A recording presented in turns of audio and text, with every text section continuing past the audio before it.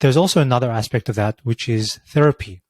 And so therapy is something that can be extremely beneficial for a lot of people. But sometimes there's that stigma that, look, if I go to therapy, it shows that I'm weak, or it shows that I don't need someone to tell me how to feel or someone to guide me. What's your thoughts and what have you found about people seeing therapists when they are suffering from this type of burnout?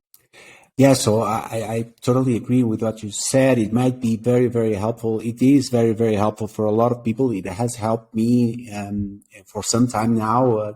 And I do believe that talking to professionals at some point in our lives, we all should try it. I think that it doesn't mean that it will work for everyone, but I do think that stigma, we need to just end it. And the best way to do it is to actually talk about it. I went back to Portugal. I'm from Portugal originally. I went back to Portugal last summer, and I was really vocal about the fact that I was seeing a therapist. I was really vocal about it, and it was intentional. I just wanted to, and sometimes I got some of my friends reached out to me afterwards, after some of the moments that I talked about it. I wasn't being totally gratuitous about this. It made sense within the situation that what we were discussing. But a couple of people approached me at different moments and told me, "Hey, I really thought that it was brave that you mentioned that. I've been thinking about it." So I think that we all can have impact in our small sphere by talking about this. And sometimes, if we don't want the other person, because I mentioned this because at some points I realized that someone wasn't looking too good. And so I decided to just open up and say, hey, I'm seeing a therapist. I'm not saying that you should see a therapist. I'm not going to do that because I know that this person in particular would close up if I said that. So I just put it out there. And then that person approached me and told me that they were thinking about it and how did I find my therapist. And we got to talking about that. And I believe she then tried to find someone and found someone to help her.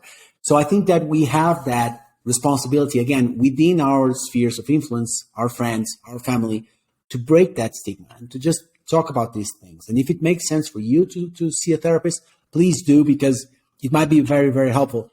For some people, it's yoga. For other people, it's going to the gym or exercising, etc. You need to find what is your recipe that works for you. Right? And this is ever changing. You continuously need to be on the lookout, even when you feel like, okay, I've solved this. No, you haven't. You haven't solved it. You need to keep building good habits so that you can be healthy. And that's basically what we do. The same thing we do for our bodies, we need to do for our minds.